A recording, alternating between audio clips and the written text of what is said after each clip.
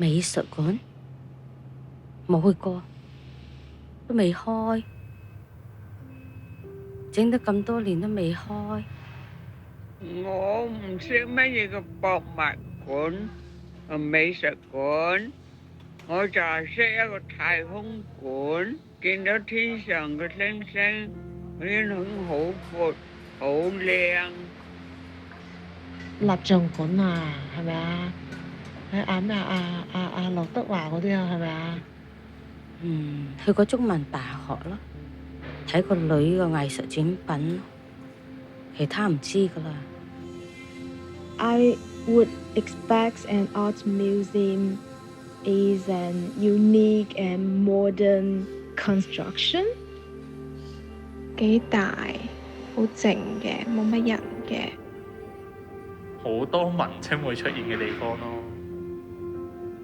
打卡嘅地方。我唔知喎。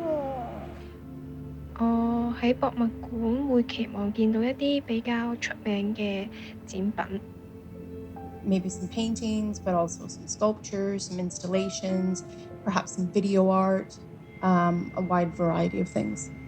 好多特別嘢我都想見咯，就唔知裏邊有啲乜嘢，都好想去裏邊睇，睇下自己識唔識欣賞嗰啲。嗰啲展品擺喺度，但係你唔覺得佢係一樣展品嘅，即係佢個呈現方式係你可以同佢有交流嘅咁樣咯。咩係藝術館啊？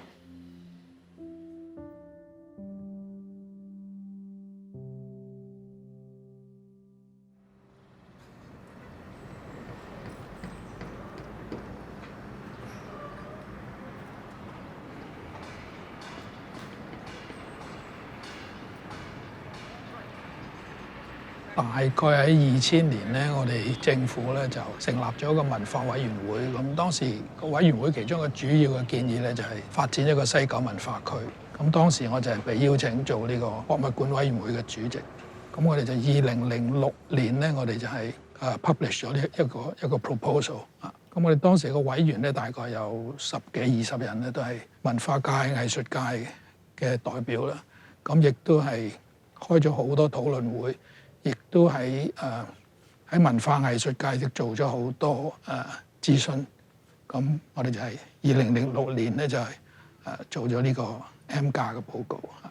The name Mplus comes from, it was really a working title once upon a time when it was being formulated, the idea of this museum. And it really means museum and more, or museum and beyond the museum we know. What we call art, what we call design, architecture, moving image, so the wide sort of visual culture field.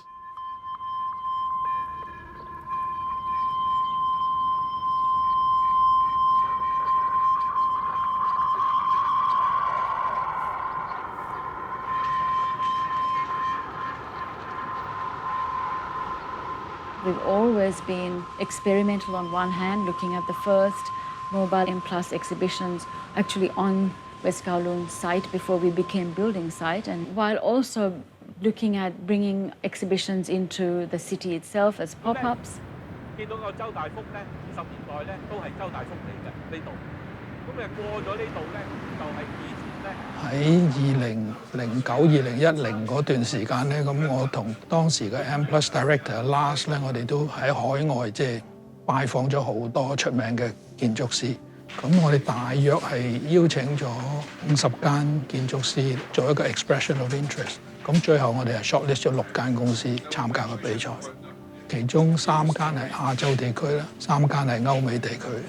但係最終我哋覺得咧 Herzog de Meuron 嗰個 proposal， 我覺得佢哋係好詳細考慮我哋嘅 brief， 咁同埋佢個建築物嘅外形咧比較簡單，但我哋亦都覺得會係一個好 timeless 嘅設計。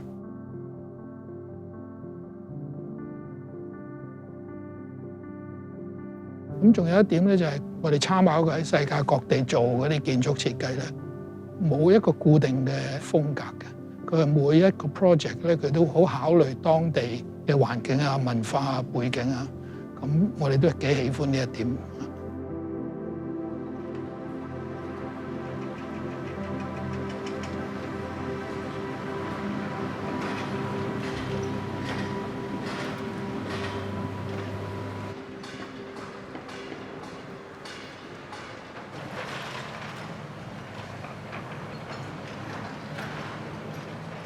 At the beginning, we were a little bit lost, to be honest. As we know, this is reclaimed land, so it is, we can say, artificial. It's artificial land that has been gained from the water, from the sea. So this artificial land, what is it?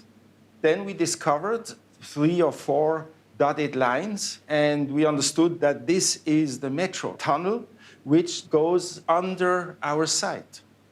Every other participant in the competition saw that, I think, as a hindering obstacle, this tunnel. Almost immediately understood that this was also a chance. And we said, hey, let's use that tunnel, let's give it a good side. So without needing to invent form, we already were given a kind of a shape. And we like that. We like to find something rather than to invent all the time.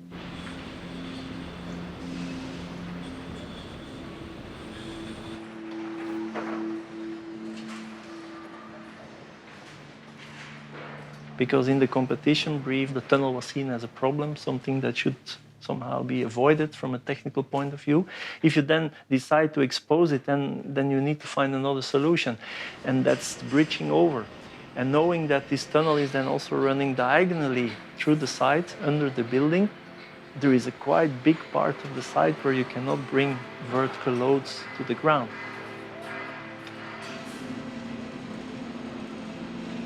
我哋唔能夠擲一個任何嘢喺上邊，所以咧就要做呢一個 Mplus， 而令到嗰個大樓喺個 Mplus 上面起。呢種做法咧，香港係首創嘅，呢個係第一個地盤係咁做嘅。The trusses on itself is not a new technique, but maybe you're not expecting that in this kind of building. You find that normally in big infrastructural buildings or projects. And now all of a sudden it's part of a museum, and then you have to find ways to get it integrated. And we didn't want to hide them. We wanted to make them part of the architecture, not fully exposed, but you get fragments and you understand that this is about bringing the forces and the loads down away from that tunnel.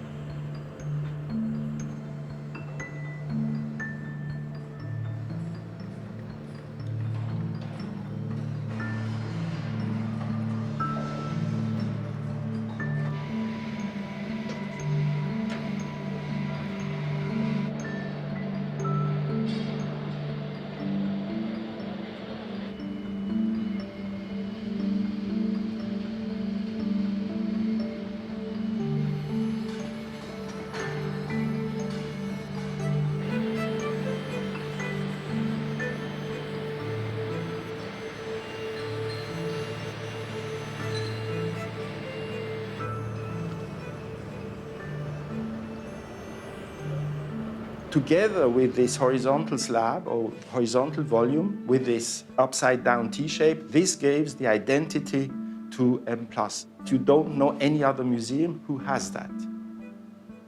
So as much as we want to root the building not only on the site, but also into a culture, that it is something that the culture or the people can also understand. So it's not only the form, but also how you materialize this building. Typically, commercial buildings in Hong Kong context are glass and steel or aluminum or metal. We want to steer away from this, and that's why we were looking what else is there. And of course, in the Asian context, ceramics have a very long-standing tradition, and it's the construction material, as so to say, from temples, roofs, very durable, very beautiful, can take on any kind of shape.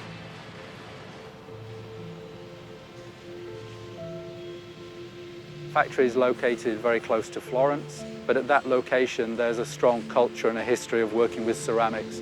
So it's actually an excellent solution for us. We're dealing with people who are real experts in their field and true craftsmen. The tiles themselves are made from mineral components. It's essentially natural clays that are developed. These are then cleaned and filtered, and then they're extruded through a mold. Once they're extruded, they have to be dried and baked. And at that time, once they've gone through this drying and curing process, they're effectively like a 1 centimetre thick biscuit.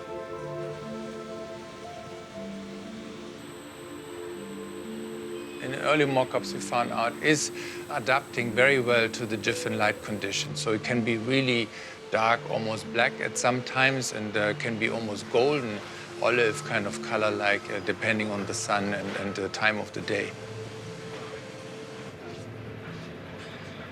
Then they go through a series of quality assurance, quality checking, and then they're very carefully packed into crates, and then they're shipped over to China, where they'll be assembled into the precast unit.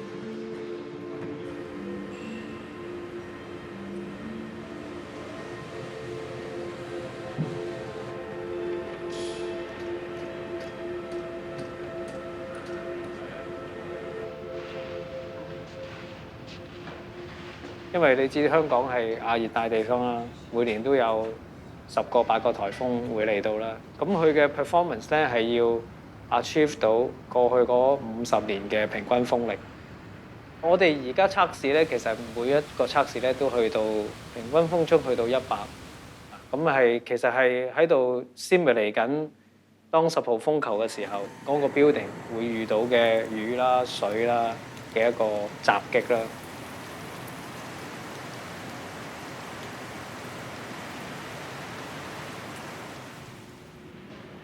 清水石屎其實就係一個見光嘅石屎，就係冇裝修嘅面嘅。有兩種嘅，一種就係個面要 smooth 嘅，另外一種係木紋石屎嚟嘅。呢個特別啲㗎，你見到個石屎咧出嚟嘅效果咧就係見到啲木紋樣嘅。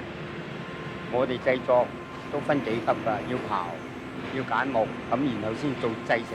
磨完之後 OK 啦，咁我哋先油浸板無油去落埋石屎，咁就先至係叫做製成嘅。我會想完成呢個工作，等到第二時我可以再行翻入嚟嗰陣時，睇翻我嘅成果。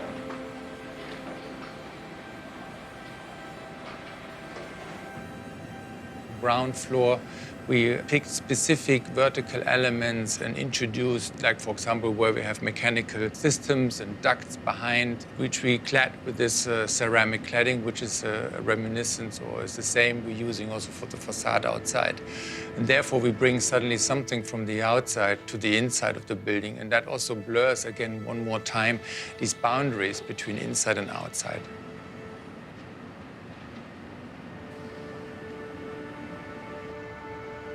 The museum is also a piece of infrastructure. It's a very powerful tool you can then work and play with in very different ways. And that's why we introduce this diversity in finishes, in lighting, in proportion, all these kind of different things. People touching the bench they are sitting on, or touching the ceramic tiles, or the cinema with the textile walls and the soft chairs and so on. And that's what we want to attract, all these different senses of the people.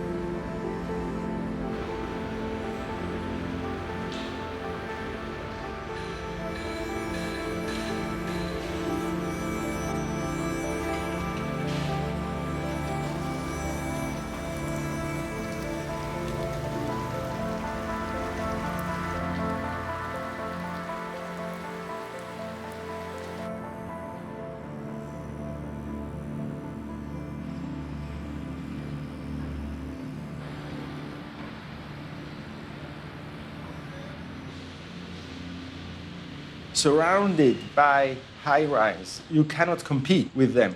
I could compete with making them 100 meters higher, but this is for a commercial building, but not for a museum. So we had to find a shape, an expression, an identity that can be itself, as strong as the much, much higher buildings. And that immediately that gave us this idea of this other extreme display space. The LED board is nothing else than a display space. It's a gallery, so to say.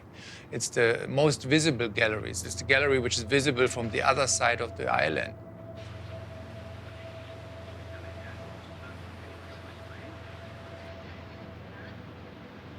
So we invented this screen. We had these three elements: the screen, the podium, and the earth. So somehow we understood that this project was philosophically, conceptually, very powerful because it's rooted in the ground. So it's with the feet on the ground, on the earth, and with the head in the sky. It's a very interesting, like the human figure. You have the feet and you have the head that speaks to the people, that sees the sea, the sky.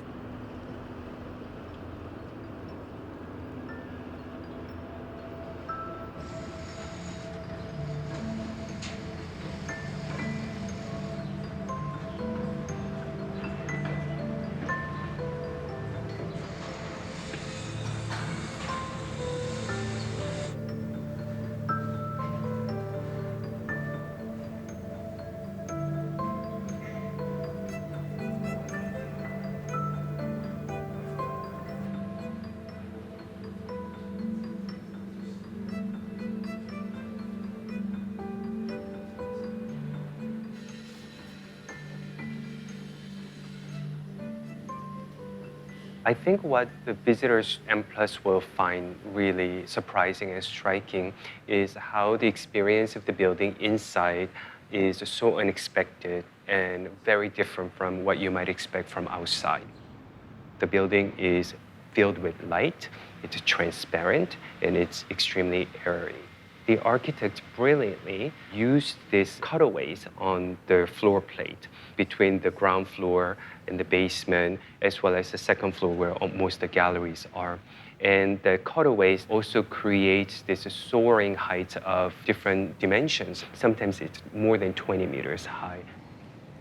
That architectural feature also creates a very interesting irregular space that can be used for various displays or new commissions of artworks. We call this basement floor space found space.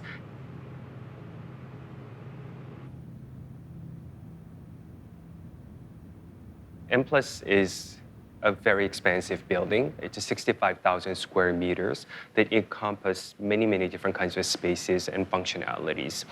Of 65,000 square meters, 17,000 are dedicated to displays. So there are galleries and other kinds of display spaces. There are 33 galleries. So at any given time, when we show our collection, it could be something the size of a postage stamp to artistic installations that could take up a whole gallery. This architectural design of our gallery spaces really brilliantly give us different options.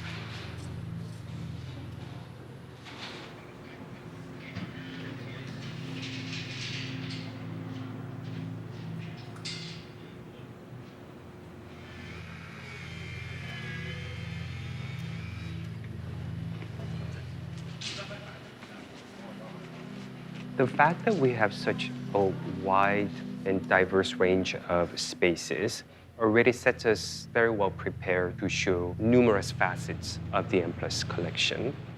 But because we have adopted this approach where no particular space is going to be dedicated or fixed to a particular medium or genre, that means that we have created a challenge for ourselves as a curatorial team. So an example like this gallery that has just an incredible view outside, light streaming in from west side as well as the east side, means that certain works are fine. Works that have robust materiality. If it is a bronze sculpture, they'll be fine being exposed to this kind of light condition. But if you want to show much more fragile works, like photography or works on paper, then we will obviously have to do something to really control that light. Given that, of course, we are a 21st century museum, then many works are moving image or digitally based, where you have to control the light situation again, but also acoustics. It should use the museum space, the gallery spaces, to suit the needs and the requirements of the works and objects that we want to show, because they, just like people, have their own needs and personalities.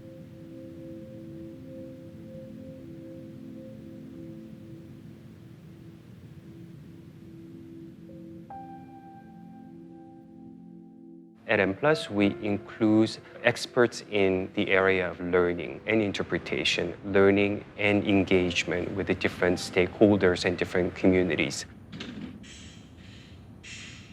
We're sitting right now in the Learning Hub, which is, for me, a critical part of the museum and the institution, because we want to think about what does creative practice, what do creative makers give to our communities. And in a city that has not until now given that attention to visual culture, the creative arts across performing arts and museums, I think it's very important that we have a place that stands for the possibilities.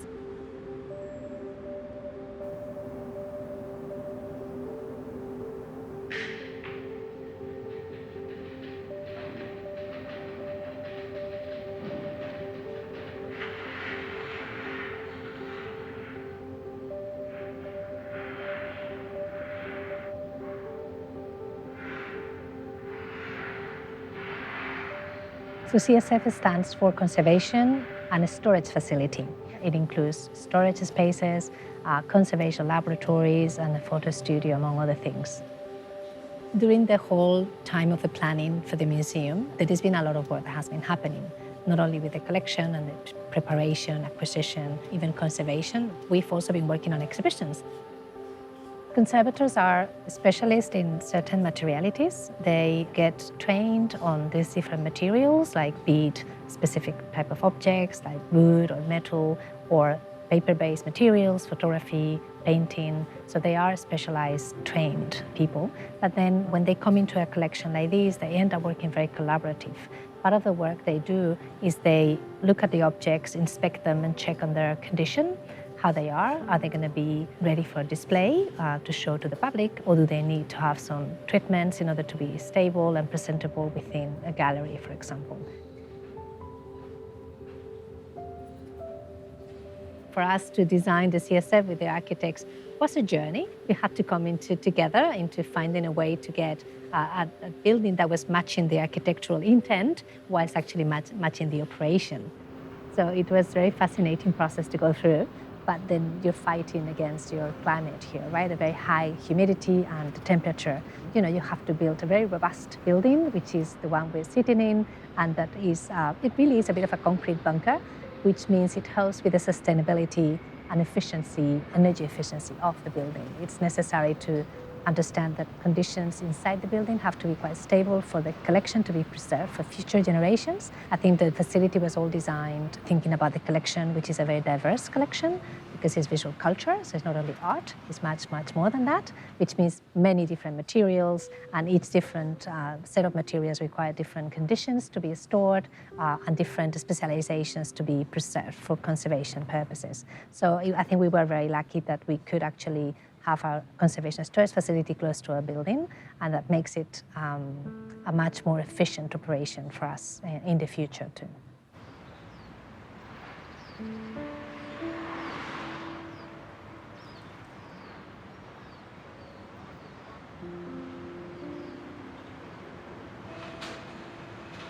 So that was something that was very critical for us as part of the mission of the institution, to be able to get the public understand what happens and how do you get prepared for them to enjoy things in galleries.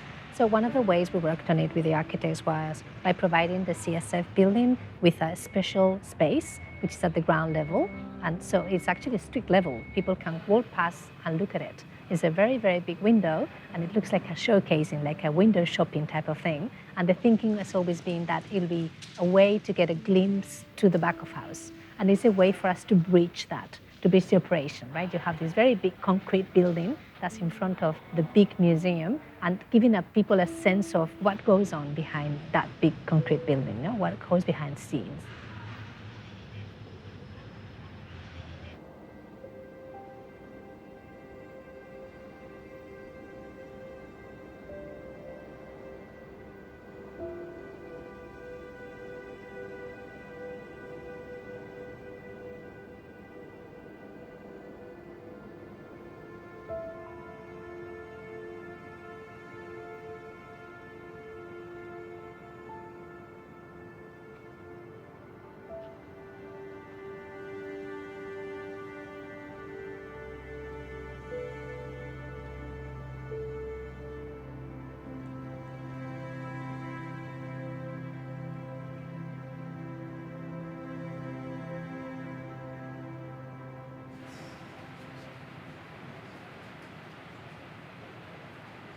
When we got our first founding collections as a gift from Dr. M Sigg, the contemporary Chinese collections that anchored those first key acquisitions.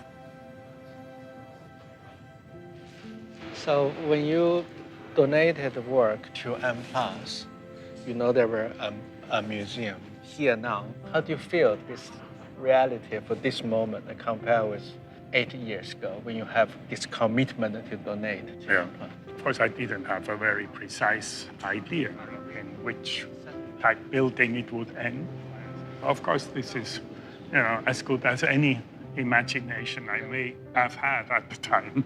I mean, it's a fantastic gallery, the dimension, it has the lighting. When it's filled with life, whatever that life is, art, design, objects, people, of course, it will look very different from what it is now. And I still think this is the only place in the world where you will be able to read the storyline of Chinese contemporary art from its beginnings, 78, 9, to today, or to whatever future. Because in my view, the Mplus must continue. Not just Chinese contemporary art, but Hong Kong art, design, time to write it into the future. And then, where else is such a place? I wouldn't know. But in any case, I will be able to read something about that time. That's really the purpose of the collection.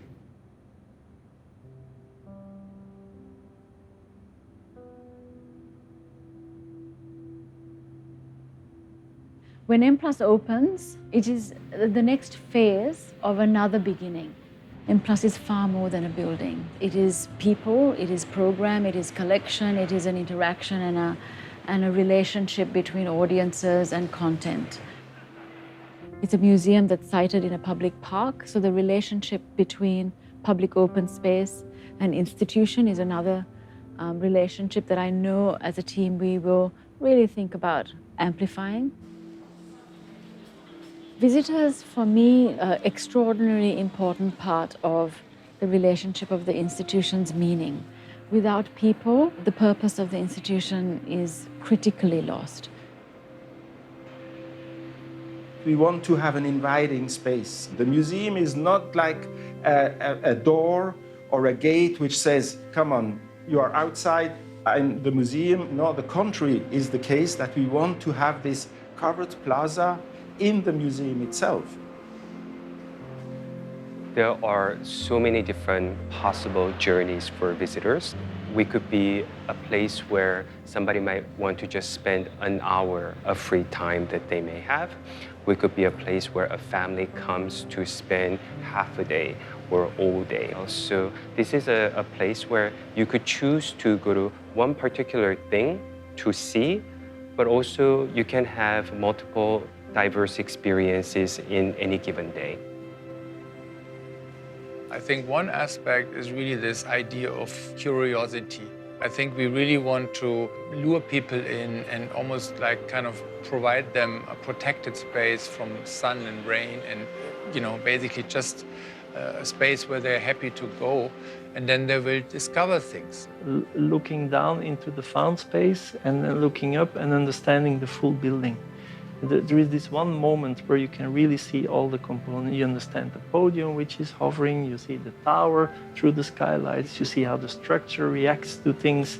I think that's the most interesting moment for me.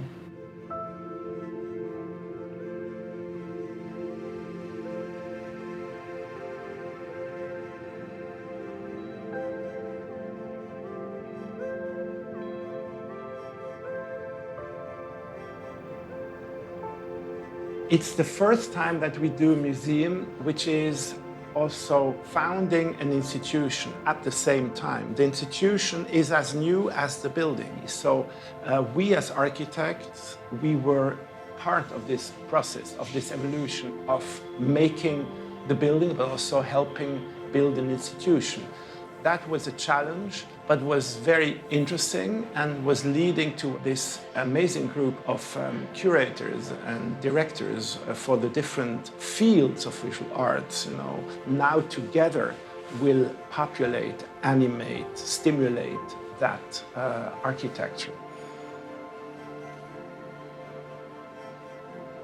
Mplus is a transformational project. It's slow release, it's long term, but it will begin, it's already begun. And when we open, it will continue and accelerate. And that's a principle that we will continue to take forward as we start this next beginning, because these are chapters in the history of institutions. And that's ongoing, and that's the great part of a journey. It's never finished.